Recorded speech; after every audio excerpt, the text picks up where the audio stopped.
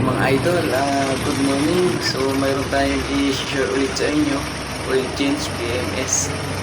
Ano to, Kia Picanto, 3 cylinder lang siya. So pina-flashing muna natin siya, pinapandal natin mga 3 minutes para dun sa flashing oil. Para pag ginrain natin siya, talagang malinis na malinis. So ito, okay pa naman ang brake fluid niya. So yung battery 80%, radiator, coolant naman, o ito naman yung reservoir, ang coolant. So maximum living pa siya mga idol. So ito, talagang okay pa naman ang under niya. So pag-flashing lang muna natin.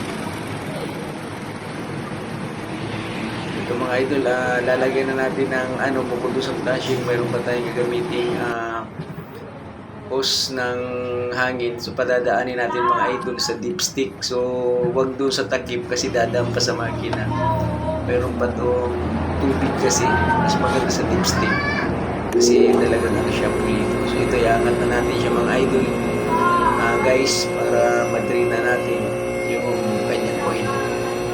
So ito, dandahan lang yung angat natin. So dapat pag nag-lifter kayo, so nakalibel yan, parehas yung talso, para maiwasan natin aksidente. So ito mga idol, i-drain na natin yung oil. So medyo mainit mga idol. So ang size nito ay 17. Ako, sobrang itim na pala mga idol. Grabe. Napabayaan daw to sa change oil. So isang taon na yung inabot niya, kaya ganyan. Napakaitim, malapot pa. So ito yung oil filter mga idol, yung nilagay nung nakaraan, 312 ang kanyang filter. So pwede naman yun, mahaba nga lang siya. Yan, nangina natin mga idol para talagang malinis. So yung hangin mga idol, doon yung nakatutok sa dipstick. So hindi natin pinadaan sa makina kasi kung may moist, may tubig, so nagkakaroon pa yung makina. Ilalagay natin yung oil filter yan, big yan.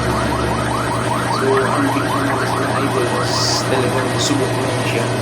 Kasi yung gasket kailangan magandang pagkakalantan ng oil filter yan. Kakamayin mo lang na siya, sipit ng kamay bago mo siya filterin siya. So mga idol, yung tie rod niya tsaka racket, okay pa naman ito. So goods, left and right na tie rod yung racket, mga shock niya mga idol, wala pa leak. Talagang goods na goods pa to. Maalaga naman si boss. Brake pads niya makapal pa, so kalahati pa siya mga idol. Rear shock niya, so wala pa leak, moist lang naman yan. So goods pa, okay pa siya. So yung gulong niya mga idol, so makapal pa yan. Talaga, ibig sabihin niya, bibihira lang gamitin. Kaya talagang maayos pa.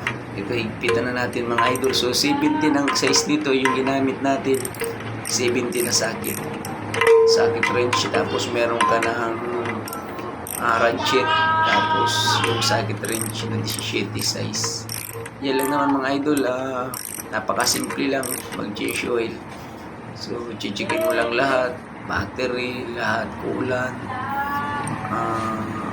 brake fluid, transmission fluid. So ibababa na natin mga idol para sa lagis na bago, para mailagay na natin siya. Pa-check up natin lahat, air cleaner, cabin filter. So ito mga idol ang gamit ni boss, Shell Helix HX7. Yan, napakaganda ng glass niya, gold na gold. So semi-synthetic to mga idol, 7 to 8,000 kilometers bago. Few moments later. So mga idol, guys, ito chichik na natin yung langis.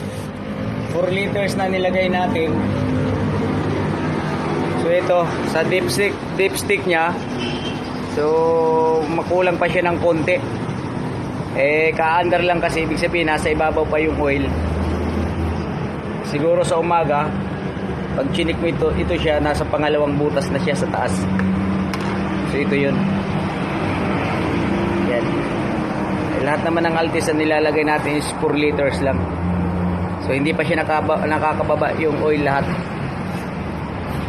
ang tamang pagchikasin nito mga idol. So sa umaga huwag nyo munang pandarin para nakababalat yung oil. So masusukat natin ng maayos. So yun lang mga idol. Shout out na lang sa tagipalon. I-share na lang ng ating video.